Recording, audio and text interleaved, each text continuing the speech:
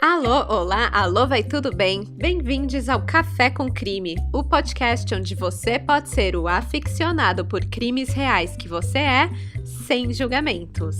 Eu sou a Esté Zorubi, ou Dona Café, como preferir, e hoje trago um caso que eu já tinha visto muitos do tipo lá na gringa, mas não aqui no Brasil. São casos de profissionais da saúde que são considerados anjos da morte. Ou seja, em vez de cuidar dos pacientes, eles matam. Tem aquela história da Janine Jones, né, uma enfermeira do Texas, o médico Jack Kevorkian, que é mais conhecido como Dr. Morte, que foi de Detroit. E enfim, eu fiquei vendo isso e fiquei meio fascinada nesse conceito de, basicamente, um salva-vidas que afoga. E aí eu fui pesquisar casos nacionais. E eis que me surge esse ser, Edson Isidoro Guimarães, conhecido como o enfermeiro da morte. O que me chamou a atenção no caso dele é que ele foi descrito como um cara comum, bonachão, que não dá medo nem nada. Ele tinha um poodle, né? Começa por aí. Mas por trás dessa aparência se escondia um criminoso frio e metódico que matava para receber comissão de agentes funerários. E aí entra o lance mais bizarro do rolê, que é uma máfia de funerárias. Eu vou contar para vocês todos os detalhes desse caso e ao final do episódio eu também vou aprofundar um pouquinho mais nessas menções gringas que eu fiz do caso da Janine Jones e do Dr. Morte. Então dá para ter essa comparação aí de gringos versus brazuca, tá? Então fica até o final. Mas antes de começar o episódio, eu quero trazer algumas atualizações sobre o atual caso do serial killer do DF, o Lázaro Barbosa. Eu lancei um episódio expresso na sexta-feira, contando a linha cronológica dos eventos e levantando informações sobre o passado de Lázaro. Para quem aí ainda tá perdido nessa história toda, o Expresso com Crime de sexta pode ajudar. Com isso dito, muita coisa aconteceu desde sexta-feira no caso, e eu acho importante ressaltar duas delas. A primeira é sobre a tal imagem de um altar espiritualista que foi divulgada pela polícia como sendo de uma residência em que Lázaro Barbosa teria morado. Os policiais militares chegaram a afirmar que Lázaro fazia parte de uma seita satanista. E como eu mencionei no episódio expresso, ainda é cedo demais para dizer quais as motivações de Lázaro e, principalmente, se as atitudes dele têm qualquer cunho religioso, porque, né, talvez não tenha nada a ver. E eu tô repetindo isso aqui de novo, porque depois de sexta-feira aconteceu uma denúncia. Lideranças de religiões de matrizes africanas afirmaram que policiais agiram com truculência durante buscas por Lázaro Barbosa em terreiros, ali de Águas Lindas e em Cacauzinho de Goiás, no entorno do Distrito Federal. Os agentes teriam invadido chácaras e apontado armas por suspeita de que Lázaro estaria nesses locais, nos terreiros. Os líderes religiosos dizem ainda que as imagens do que foi alegado ser um ritual satânico, um altar espiritualista, que foi divulgado pela mídia, foram produzidas, na verdade, pela própria polícia durante uma invasão a esses terreiros, onde a polícia já chegou quebrando porta e tudo mais. Ou seja, a foto divulgada não tem nada a ver com Lázaro. Assim como o satanismo não tem nada a ver com os terreiros. E assim como a religião, talvez não tenha nada a ver com os atos criminosos de Lázaro. Aliás, a esposa de Lázaro afirma que ele é cristão. Então, eu acho que essa é uma atualização muito importante de fazer, porque mostra como as investigações estão sendo lideradas e como estão provocando um certo pânico satânico na população, promovendo aí uma intolerância religiosa. Os donos dos terreiros que foram invadidos pela polícia, eles emitiram uma nota ao público e eu gostaria de ler um trecho aqui para vocês. Abre aspas. As autoridades afro-tradicionais e organizações representativas dos povos tradicionais de matriz africana vêm a público manifestar o seu repúdio aos violentos ataques racistas praticados contra as casas de matrizes africanas na região de Águas Lindas, Girassol, Cocalzinho e Edilândia, em Goiás, na tentativa de nos vincular ao foragido conhecido como Lázaro e aos crimes a ele atribuído. Consideramos intoleráveis as invasões e abordagens policiais truculentas injustificadas, bem como a campanha difamatória propagada por diversos veículos de comunicação. Afirmamos veementemente que nossas tradições não têm relação com atos criminosos, e mesmo que fossem praticados por alguma pessoa que pertencesse a uma tradição afro, não nos vincularia de maneira coletiva a atos e ações criminosas e desumanas. Estes atos devem ser sempre atribuídos pela lei à pessoa civil. Entretanto, estamos sendo atacados de maneira vil e racista sob o falso pretexto de estarmos servindo de abrigo ao foragido. São graves os relatos de depredações dos nossos territórios mediante intimidação e agressões físicas. As imagens dos alegados, entre aspas, rituais satânicos, que estão sendo divulgadas pela mídia, foram produzidas pela própria polícia durante uma invasão e quebra das portas de uma de nossas casas. O que de fato estas imagens retratam são elementos sagrados de nossas divindades, especificamente ligadas ao culto ao Orixá Exu e aos Exus guardiães de Umbanda. Estes apetrechos nunca pertenceram ao procurado e nem tampouco guardam relação com o satanismo, referência que não faz parte da cosmogonia e mitologia afro. Trata-se de um vilipêndio ao nosso culto e aos nossos valores civilizatórios. Quando uma de nossas comunidades é atacada, todas se sentem igualmente agredidas. Nossa visão de mundo, nossos princípios e valores civilizatórios merecem respeito. Fecha aspas. Uma nota perfeita aí que eu quis ler aqui porque realmente isso está acontecendo e merece também a nossa atenção. Ainda sobre a abordagem da polícia, no caso Lázaro Barbosa, a companheira, dele, do fugitivo, relatou que foi ameaçada por policiais em uma entrevista que ela deu ao Domingo Espetacular. De acordo com ela, os agentes chegaram a agredir fisicamente para tentar obter informações sobre o possível esconderijo do Lázaro. Ela conta assim, abre aspas, o policial deu 3, 4 tapas no meu rosto, ele quebrou o rodo da minha tia e ia me bater com o cabo. Eu pensei comigo, senhor, eu não acho justo eu apanhar com esse cabo de vassoura. O senhor sabe que eu não sei onde ele está. Fecha aspas. Essas 2 denúncias aconteceram depois do episódio que eu postei na sexta-feira e eu achei muito importante compartilhar aqui com vocês para mostrar como a intolerância religiosa pode tomar conta de uma investigação, como aconteceu com o caso Evandro, das bruxas de Guaratuba, que a essa altura eu acho que é um caso que todo mundo já viu, já está bem inteirado do que rolou lá, incluindo tortura a mulheres, Então, infelizmente, a história se repete. A segunda coisa que eu quero ressaltar é sobre a nomenclatura serial killer. Esse foi o apelido adotado pela imprensa e pelas pessoas no geral, principalmente nas redes sociais, para se referir a Lázaro, serial killer do DF. Mas ninguém pode dizer ainda se ele é um serial killer, um spree killer, um mass killer e por aí vai. O nome correto só vai ser descoberto uma vez que as investigações tiverem mais informações sobre a real atuação de Lázaro e puderem traçar um perfil dele. Ele tem um modus operandi? Ele escolhe as vítimas por características específicas? Quais são as motivações dele? Qual é o histórico dele? Tudo isso vai ajudar a definir exatamente qual tipo de assassino o Lázaro é. Mas o fato é que ele é um assassino e já matou diversas pessoas. Se foram assassinatos em série, ou em massa, ou contínuos, a gente vai saber mais pra frente nas investigações. Então, quando a gente fala serial killer do DF, é bem entre aspas mesmo, Pois ainda é muito cedo para chegar em certas conclusões. Então, vamos continuar acompanhando o caso e eu espero que todos os crimezeiros de Goiás e do DF estejam seguros. Então, é isso. Fim das atualizações. Bom, voltando então para o caso de hoje, Edson Isidoro Guimarães, o enfermeiro da morte. Tudo o que eu vou contar sobre ele veio das seguintes fontes: Jornal Folha, Jornal Nacional, Estadão, O Globo, Jornal A Democracia, Extra, Jornal do Comércio, A Tribuna, O Fluminense, Jornal do Brasil, Revista Manchete e a minha melhor amiga, Wikipédia.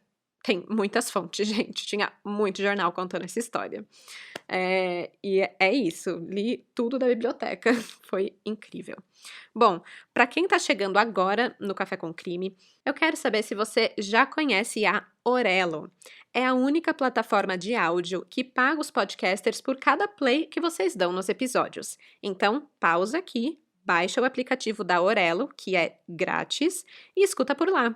Assim, você ajuda uma podcaster. Tcharam! Além disso, quem quer contribuir com o podcast financeiramente pode apoiar lá no Catarse com uma assinatura mensal. O link está aqui na descrição do episódio.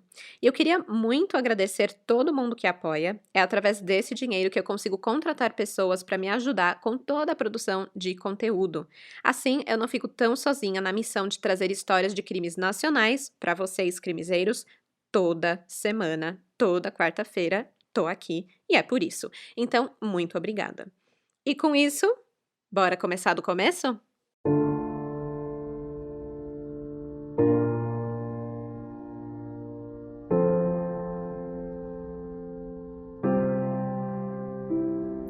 O ano é 1999 e estamos em um condomínio de classe média-baixa em Jacarepaguá, Rio de Janeiro.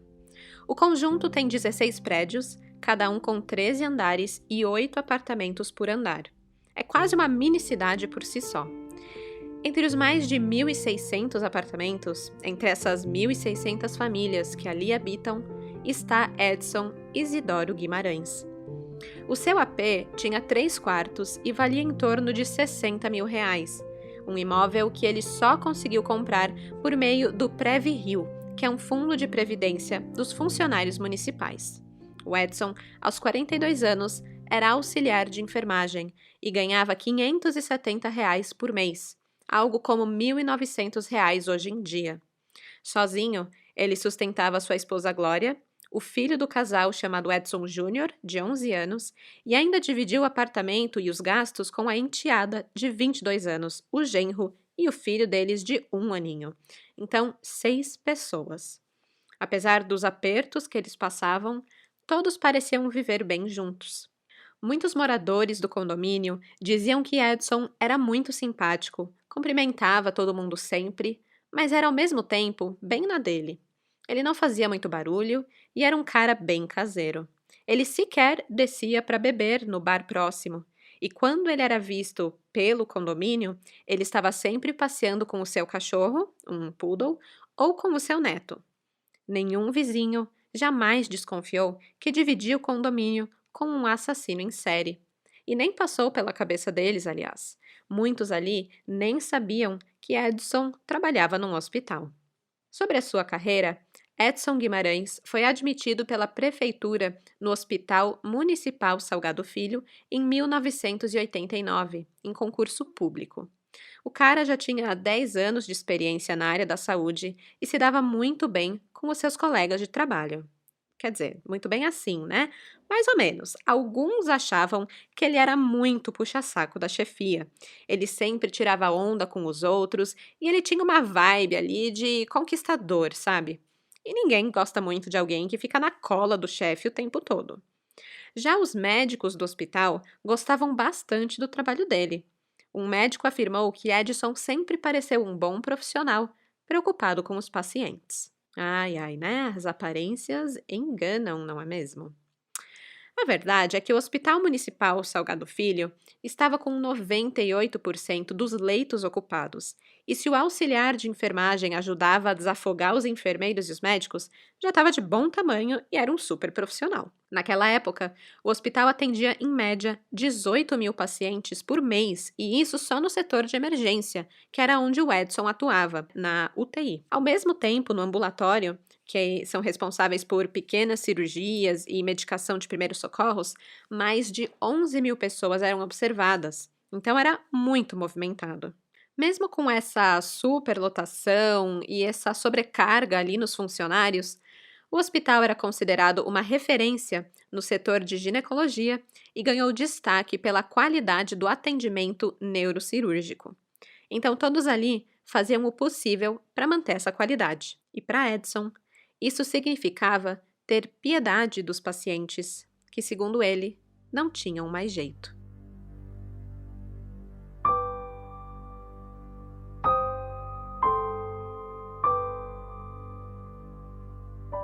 Certo dia de abril de 1999, a auxiliar de limpeza do hospital, chamada Kátia, estava fazendo seu serviço de rotina quando notou algo estranho. Ela viu Edson andando no corredor do hospital com uma seringa na mão. Como quem não quer nada, ele entrou no quarto de um paciente terminal, onde ficaria a sós com ele. A Kátia achou a atitude um pouco fora do normal e chegou mais perto da porta para conferir o que Edson faria. Ela não conseguia tirar da cabeça o fato de que o número de óbitos no setor emergencial do hospital vinha subindo. Trabalhar no hospital era isso. Ela sempre vinha fazer o seu serviço, sabendo que iria presenciar, em média, 2 mortes em um dia normal. Mas nada estava normal ultimamente. Na verdade, estava bem estranho. Tinha dias que ela ia para casa sabendo que o hospital perdeu até 8 pacientes. 8 mortes em um dia. Ela sempre achou que aquilo tinha a ver com a lotação do hospital, a administração, a sobrecarga. Mas ao ver a atitude suspeita de Edson, ela pensou nisso, nas mortes. Ao se aproximar da porta do quarto onde Edson entrou com a seringa, ela viu o auxiliar de enfermagem aplicando a injeção no paciente. Ele olhou em volta, garantindo que ninguém viu, e ela fingiu que estava limpando o corredor ali, distraída. Aí o Edson saiu do quarto e, minutos depois, o paciente estava morto. Uma sensação terrível deve ter tomado conta de Kátia, né? O que ela tinha acabado de presenciar? Será que ela estava louca, imaginando coisas? Mas para ela não importava, ela simplesmente queria sair dali. Ela não queria mais estar no meio de mortes todos os dias. E por isso ela decidiu pedir as contas do hospital. Naquele dia, ela foi conversar com o diretor do hospital, o Flávio Adolfo Silveira, dizendo que ela iria abandonar o trabalho porque coisas ruins estavam acontecendo lá. Na tentativa de acalmar a auxiliar de limpeza e tentar convencer ela a ficar no trabalho, o diretor pediu para ela contar detalhes. Mas Kátia apenas disse que pacientes estavam sendo mortos por funcionários do hospital. O Flávio já tinha em mente aqueles dados sobre o aumento de óbitos no hospital, né? E essa fala da Kátia chamou a atenção dele. E ainda bem que ele não falou, né? Shh, menina, para de ser louca.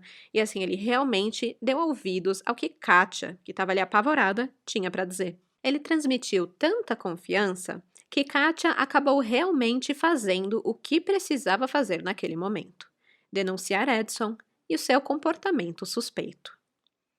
Ao cruzar alguns dados, o diretor constatou que a média de óbitos durante os plantões de Edson era o dobro da geral. A cada plantão de Edson, o necrotério do hospital recebia 4 novos defuntos.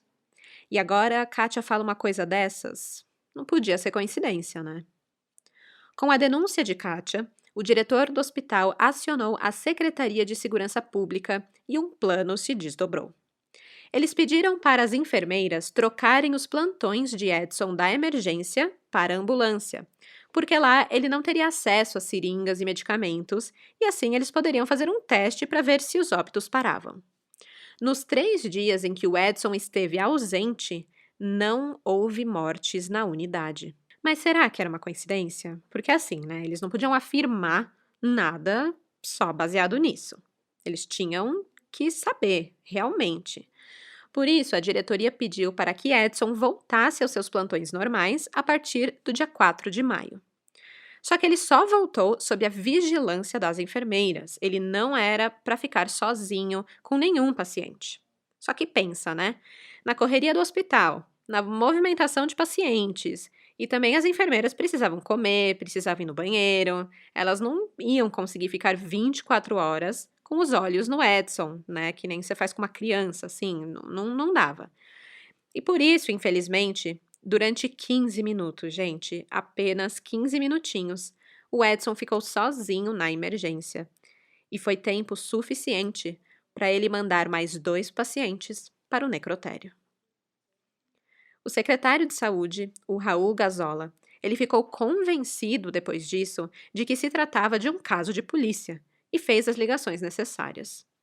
Com isso, No dia 7 de maio de 1999, 4 policiais disfarçados de pacientes e funcionários se infiltraram dentro da UTI, onde o Edson trabalhava, para tentar flagrar o auxiliar de enfermagem praticando assassinatos. E não demorou muito para Edson fazer mais 2 vítimas. Dessa vez, ele não usou seringas e medicamentos como era o esperado, mas assassinou 2 pacientes por asfixia ao tirar a máscara de oxigênio delas. Foram elas Francisca Teresa de Oliveira e Maria Aparecida Dias. Logo depois que essas 2 mortes foram pronunciadas, os policiais levaram Edson Guimarães para a sala do diretor do hospital, onde ele foi questionado sobre a morte suspeita de suas pacientes. E ao ouvir dos policiais que ele era suspeito de assassinato, o Edson nem titubeou. Ele logo confessou tudo ali, na hora. Não apenas as mortes de Francisca e Maria Aparecida, como de 5 pacientes no total. O Edson contou para a polícia que, em alguns casos, ele desligou o aparelho respiratório do paciente.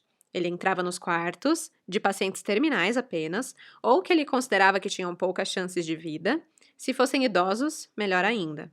Quando ele tinha certeza que estava sozinho e ninguém estava olhando, ele desligava o aparelho e, depois que o paciente morria, ele ligava novamente. Só então ele chamava o médico responsável para avisar sobre o óbito, sabendo que qualquer tentativa de ressuscitação seria em vão. Quando o paciente não estava ligado ao aparelho respiratório, o Edson tinha outro método. Ele recorria à injeção de cloreto de potássio.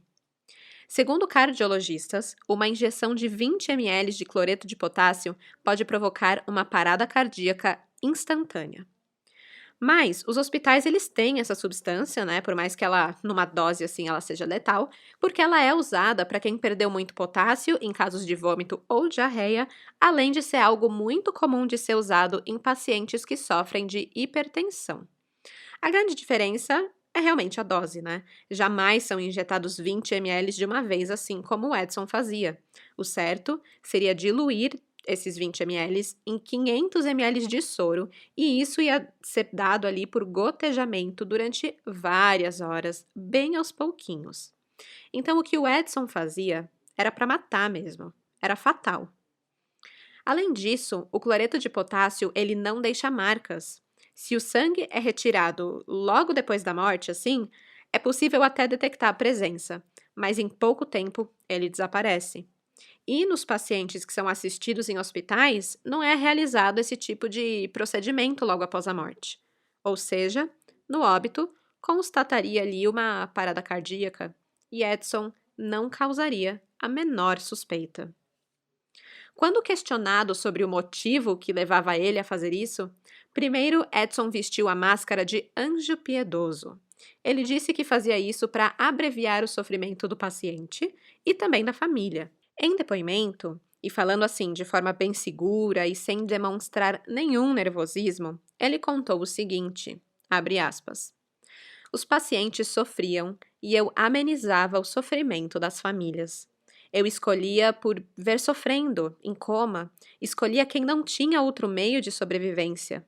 Eu não me arrependo. Eles não tinham recuperação. Fecha aspas.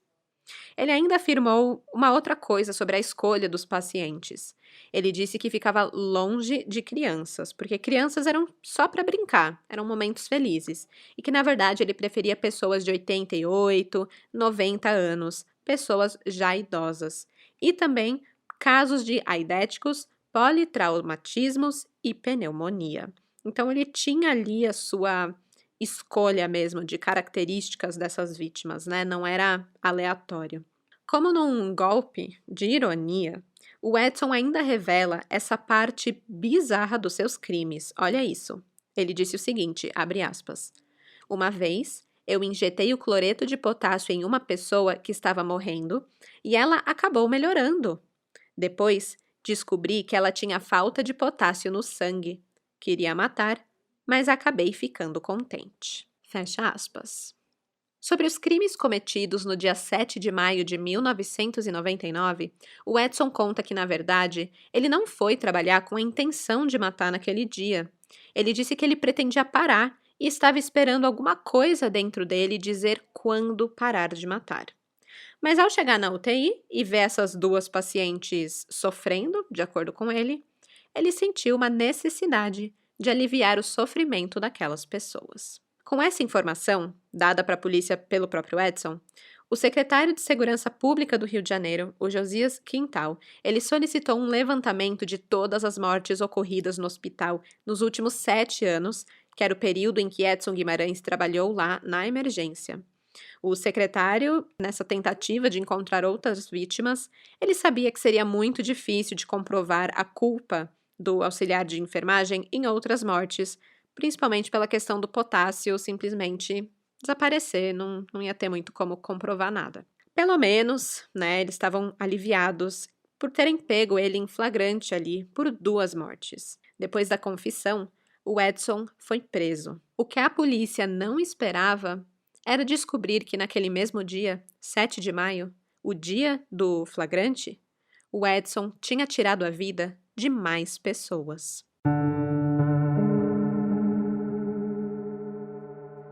Duas semanas depois, no dia 20 de maio, o Edson virou suspeito de um terceiro assassinato na UTI do Hospital Municipal Salgado Filho, no dia em que ele foi preso.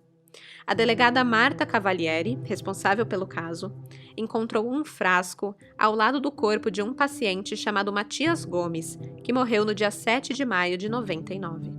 Ele estava sob os cuidados do auxiliar de enfermagem Edson e morreu em circunstâncias suspeitas. A delegada enviou esse frasco para exame no laboratório para descobrir o que tinha ali dentro. Ela também pediu o laudo de necropsia do IML, porque ela queria saber se haviam altas doses de potássio no corpo de Matias no momento da sua morte. Dias depois, a delegada Marta recebe um laudo de 15 páginas que veio dos técnicos do Instituto Noel Nuttels, e assim como ela suspeitava, foram encontrados resíduos de cloreto de potássio no frasco e em uma amostra de soro que foi ministrado ao paciente Matias Gomes. Foram identificadas 3 substâncias no soro desse paciente: glicose, que é algo necessário para a nutrição, dopamina, que era para o controle arterial, e potássio. No prontuário do paciente, no entanto, apenas constava a indicação de glicose e dopamina. A perícia também descobriu uma perfuração de agulha na borracha que faz a ligação do frasco de soro com a veia do paciente. A substância que provavelmente causou a morte de Matias, né, o cloreto de potássio, teria sido injetada no orifício feito com a agulha. E isso era tudo o que a delegada precisava para colocar mais um paciente na lista daqueles que foram assassinados pelo auxiliar de enfermagem Edson Guimarães. Na mesma época, a delegada Marta também recebeu os exames parciais realizados por peritos do IML nos corpos de Maria Aparecida e Francisca, as 2 mulheres que Edson confessou à polícia ter matado. Foram identificadas manchas vermelhas no coração e nos pulmões, indicando morte por asfixia. E aí, como vocês se lembram, ao ser preso, o Edson realmente tinha confessado que assassinou essas 2 mulheres desligando o respirador artificial. Então, tudo batia. Eles tinham um anjo da morte em mãos. Quando o quebra-cabeça parecia estar fechado, uma declaração de Edson Isidoro Guimarães na televisão chocou todo mundo.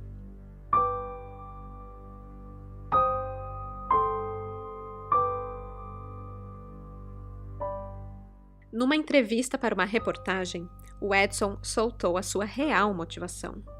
Abre aspas. Eu estava em uma situação financeira difícil. Devo R$2.000. Foi o dinheiro que me motivou. Fecha aspas. Foi isso que ele falou na TV. Agora, como que matar pacientes na UTI dava dinheiro para um auxiliar de enfermagem? Bem, aí que entra uma parte intrigante dessa história. A máfia das funerárias. As funerárias pagavam uma porcentagem para os profissionais do hospital que indicassem os seus serviços funerais para a família de pacientes que tinham acabado de falecer. E Edson decidiu entrar com tudo nesse negócio. Aliás, em seu apartamento, que era teoricamente simples ali no Jacarepaguá, alguns luxos chamaram a atenção da vizinhança. Ele tinha um carro, uma TV de 29 polegadas, um computador, um videogame e alguns afirmam que até tinha uma outra unidade de apartamento naquele mesmo condomínio. Assim, não era nada que gritasse: olha aqui, temos um assassino num negócio macabro. Mas era realmente estranho ter esses objetos de valor, sendo que ele tinha uma prestação da casa própria sendo descontada no contra-cheque, um emprego que pagava pouco, né, pouco mais aí de um salário mínimo, e a esposa desempregada. O Edson ainda revelou que antes ele nunca conseguia pegar o dinheiro das funerárias porque os caras do necrotério ganhavam primeiro. Então, quando o paciente morria, eles iam direto para esses caras do necrotério, né, com todas as informações, incluindo o número de contato da família, endereço e etc. Então, eram eles que ligavam e sugeriam para a funerária que, ó, tem essa família aqui que acabou de perder alguém, eles vão precisar dos seus serviços, hein? E faziam essa indicação entre a funerária e a família. Então, o Edson, que queria dinheiro porque estava endividado, ele precisava de alguma forma de ter a vantagem nesse sistema aí de comissão por mortes. E saber antes de todo mundo quem ia morrer e quando ia morrer era a sua principal forma de operar. Depois da declaração de Edson na televisão, muitas pessoas que perderam seus familiares no Hospital Salgado Filho reconheceram Edson como sendo a pessoa que notificou a morte para eles e ainda ofereceu ajuda, com toda simpatia, na escolha de um serviço funerário para o seu familiar recém-falecido. Uma mulher chamada Maria de São José Correia, de 61 anos, cuja mãe, Capitolina Correia, morreu lá no Salgado Filho no dia 3 de fevereiro de 99, mostrou um cartão da funerária Frei Rogério, onde estava anotado a caneta o nome Pedro e o número de telefone do hospital. Ela disse para a polícia que esse cartão foi dado a ela por Edson.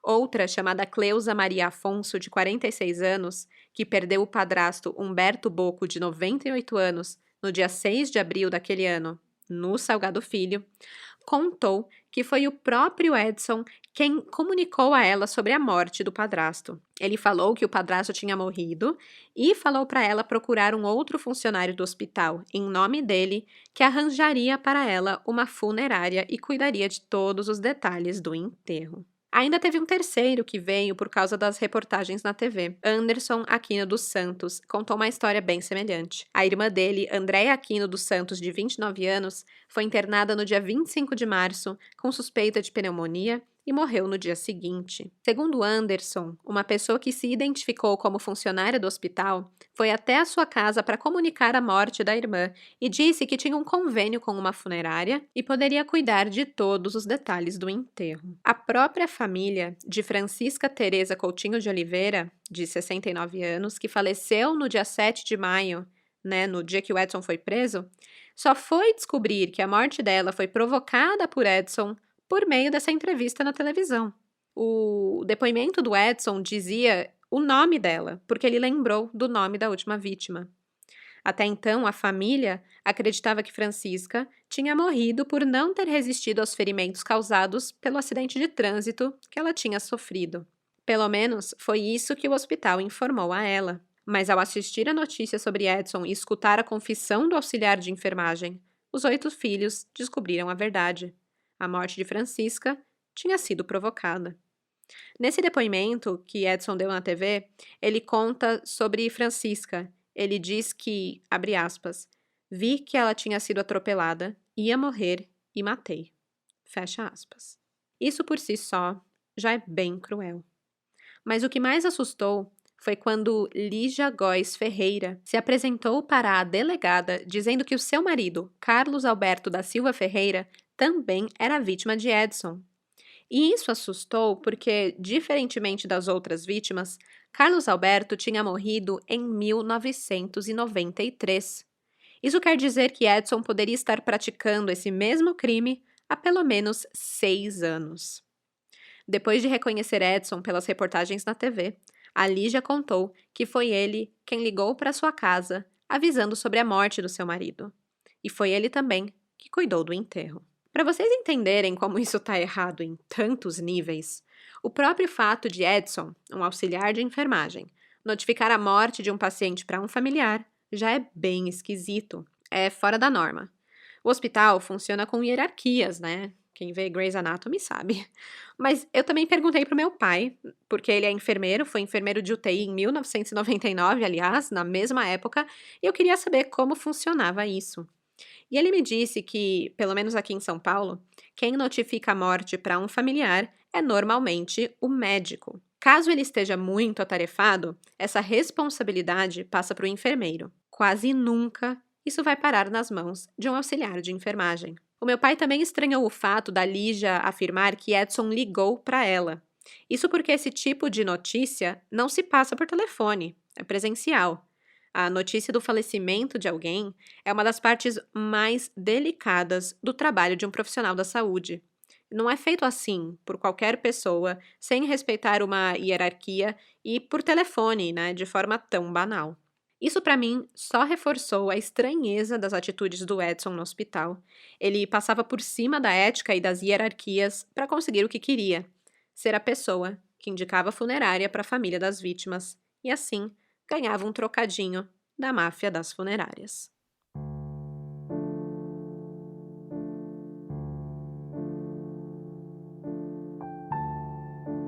As declarações de Edson Guimarães sobre o envolvimento de funcionários dos hospitais com agências funerárias levantou uma grande investigação nesse meio. Afinal, a história de Edson parecia ser apenas a ponta do iceberg. E era.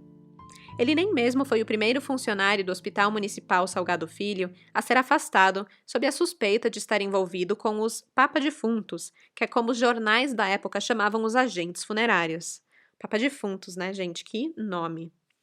Uma funcionária, que dava plantão no mesmo hospital e era responsável pela captação de córneas, foi afastada do seu posto em março daquele mesmo ano, 1999, acusada de estar envolvida com a máfia das funerárias. Assim como Edson, essa funcionária realizava o encaminhamento de familiares a funerárias. E, de acordo com alguns funcionários, essa prática, na verdade, era bem comum no hospital. Os funcionários avisavam as funerárias quando tinha uma morte. Edson Guimarães, ele contou mais ou menos como isso funcionava. De acordo com ele, as funerárias pagavam entre 80 e 100 reais para cada vez que avisassem sobre a morte de um paciente. Quando era uma morte por acidente de trânsito, eles pagavam entre 800 e 1.000 reais. E isso porque, assim, eles podiam intermediar o saque do seguro obrigatório pago nesses casos, que na época era de 5.000 reais. Então, eles lucravam mais.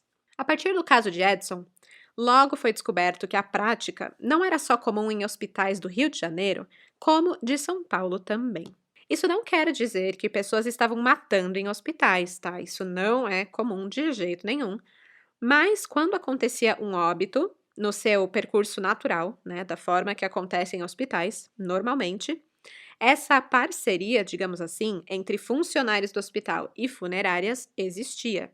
Eles faziam a indicação e esse pagamento de comissão, né, por indicação de serviços funerários, acontecia, né? Não que tinha a máfia da funerária, a galera não mata, tá? O Edson que foi pro extremo do extremo.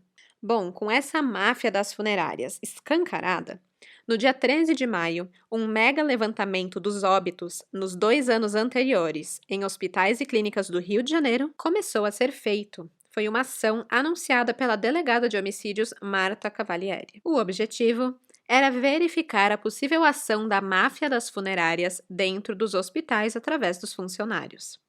Além disso, a Assembleia Legislativa do Rio de Janeiro também anunciou a criação de uma comissão especial formada por 5 deputados para acompanhar as investigações sobre o envolvimento dos funcionários do Hospital Salgado Filho com a máfia das funerárias. E o objetivo dessa comissão era criar um projeto de lei que normatizasse a ação das funerárias nos hospitais. No mesmo dia, o prefeito do Rio, Luiz Paulo Conde, assinou um decreto proibindo as empresas de funerárias de atuarem dentro das unidades de saúde do município. De acordo com o decreto, as empresas que desrespeitassem a determinação poderiam até ter o seu alvará de funcionamento cassado. E quando se mexe num vespeiro, vem sempre o risco de ser picado. Logo depois dessas ações contra as agências funerárias serem tomadas pelo governo, Eis que surge Edson Guimarães, dizendo que estava com medo de morrer, pois foi ameaçado de morte por Geraldo Magelo Monge, o dono da funerária Frei Rogério, da qual ele havia supostamente recebido as comissões. A própria delegada Marta recebeu um fax anônimo confirmando essas ameaças. Por isso, no dia 17 de maio, Edson foi transferido para uma cela individual como garantia da sua segurança.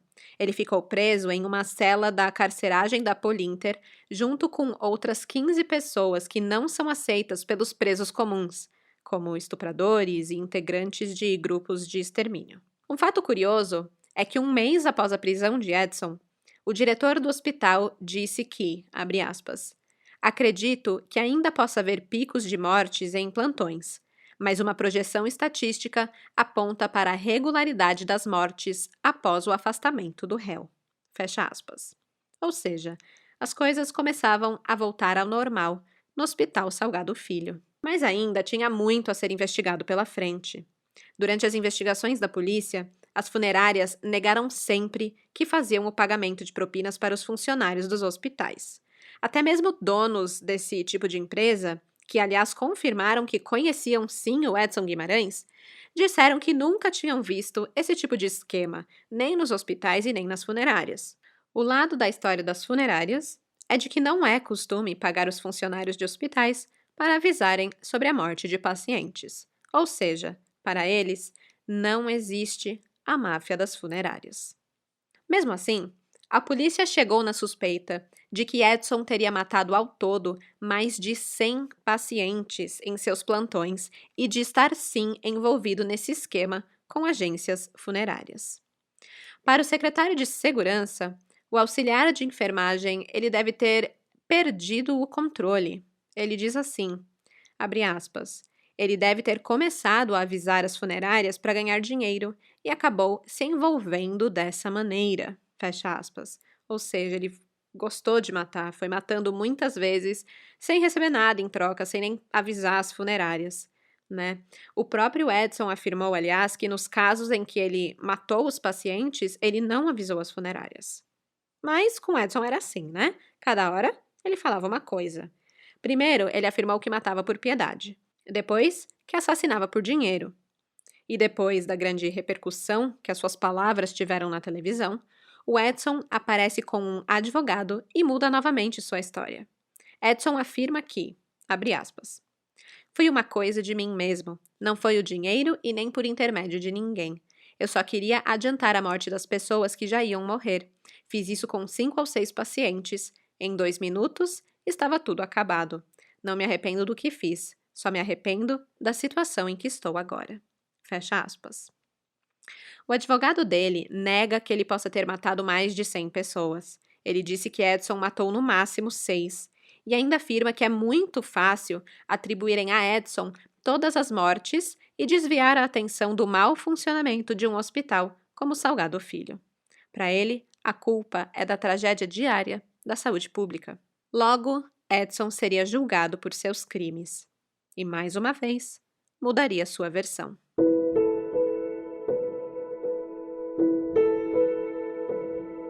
No dia 26 de maio, em depoimento ao juiz do Tribunal de Justiça do Rio, o Edson revela algo inédito. Ele disse, abre aspas, eu não matei ninguém. A polícia me torturou para obter a confissão. Levei 2 socos na barriga para assumir essas mortes. Fecha aspas. Mas assim, né? Tinham muitas testemunhas no momento em que Edson confessou, ainda lá no hospital, e nenhuma delas afirmou ter visto tortura alguma. Assim, em fevereiro de 2000, veio a condenação. 76 anos de prisão, em regime fechado, pela morte de 4 pacientes, todos mortos no dia 7 de maio de 1999. Seriam elas Márcia Garnier Pereira, Maria Aparecida Pereira, Francisca Tereza Coutinho de Oliveira e Matias Gomes. O Edson ainda era suspeito de outras 127 mortes que ocorreram enquanto ele trabalhava na unidade. Em março de 2001, a defesa de Edson chegou a recorrer algumas vezes da decisão e teve a pena reduzida para 31 anos e 8 meses, já que os crimes cometidos por ele ocorreram em continuidade delitiva, ou seja, tiveram a mesma motivação, ocorreram ao mesmo tempo e da mesma maneira, todas no dia 7, né? Dessa forma, o juiz que julgou o caso lá em fevereiro de 2000 não podia ter condenado o réu a 19 anos de prisão por assassinato, que tinha totalizado nos 76 anos. E assim, ficou reduzido a 31 anos. 10 anos depois dos crimes, em 2009, mais uma vítima entraria para sua lista. O município do Rio de Janeiro acabou sendo condenado a pagar indenização moral de R$ 50 mil a Sebastiana Barbosa, que era viúva de Jorge Barbosa. O Jorge havia sofrido convulsões e logo após foi transferido para o Hospital Salgado Filho, onde ele foi medicado e teve as suas crises controladas. Ao voltar ao hospital, no dia seguinte, a Sebastiana descobriu que o marido havia falecido. E adivinha só? No plantão de Edson Isidoro Guimarães. Muitas famílias de pessoas que não foram consideradas vítimas de Edson no julgamento brigaram na justiça por indenizações, já que seus familiares morreram no plantão desse auxiliar de enfermagem, mas a maioria teve seu pedido negado. O real número de vítimas de Edson continua um mistério. Se a suspeita da polícia se confirmasse e o número de pessoas mortas por ele chegasse realmente a 131, Edson Isidoro Guimarães seria considerado o maior assassino em série do Brasil, passando até de Pedrinho Matador.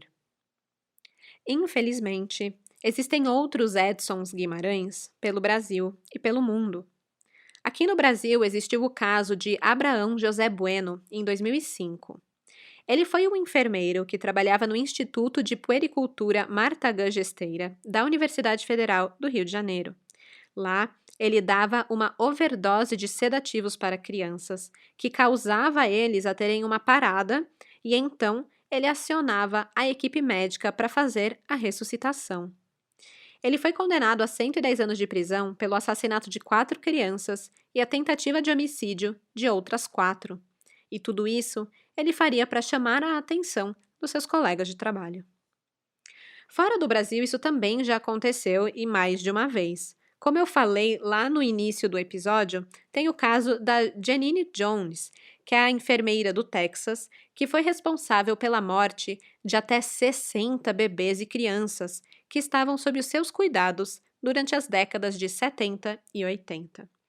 Em 1984, Janine Jones foi condenada por assassinato de uma criança. Ela havia usado injeções de digoxina, heparina e depois succinilcolina. Eu devo estar falando isso errado. Mas enfim, tudo isso aí induzia crises médicas em seus pacientes, causando inúmeras mortes. Ela só foi condenada por uma, mas o número exato de vítimas, assim como Edson, permanece desconhecido. E ainda tem o caso do Dr. Morte. E esse aqui, aliás, a gente sabe que o Edson Guimarães conhecia o caso. É bizarro, ele conhecia o caso do Dr. Morte. Ele mesmo disse assim, abre aspas, conheço a história do Dr. Morte, mas não me considero igual a ele. Agora que estou preso, acho que não deveria fazer isso que fiz. Nunca fiz isso nestes 10 anos em que trabalho no hospital. Só agora, de 2 meses pra cá, eu comecei. Fecha aspas. Acontece que o Dr. Morte era o médico Jack Kevorkian, de 70 anos, que foi um grande propagandista do suicídio assistido. Ele ajudou cerca de 130 pessoas a se matarem com uma máquina que ele tinha criado, onde basicamente o paciente apertava um botão, permitindo a injeção de substâncias letais nas suas veias. Isso tudo aconteceu lá nos anos 1990. Quase todas as pessoas que morreram com a ajuda do Kevorkian concordaram em gravar em vídeo os seus últimos momentos, nos quais eles reafirmavam ali o seu desejo de morrer. O Dr. Morte ele foi absolvido em vários processos, mas no de um dos seus pacientes ele não escapou. No dia 13 de abril de 1999, exatamente aí no mesmo período do Edson Guimarães, o Kevorkian ele foi sentenciado por uma juíza lá de Michigan a uma pena de 10 a 25 anos de prisão por assassinato. E para Edson, a diferença dele e do Dr. Morte é que ele aceitou que errou estava disposto a pagar, enquanto o Dr. Morte continuou acreditando que estava ajudando as vítimas. Esse foi o caso do Edson Isidoro Guimarães, mais conhecido como Enfermeiro da Morte. Apesar de ser um auxiliar de enfermagem, né? Ele ganhou aí uma promoção nesse apelido. Para ver as fotos relacionadas a esse caso, segue lá no Instagram, é o @cafécomcrime, que amanhã, na quinta-feira, eu vou postar todas as imagens lá. Semana que vem tem mais café e mais crime. E até lá, desconfie até de donos de poodles, porque de desgraça já basta esse podcast. Tchau, tchau!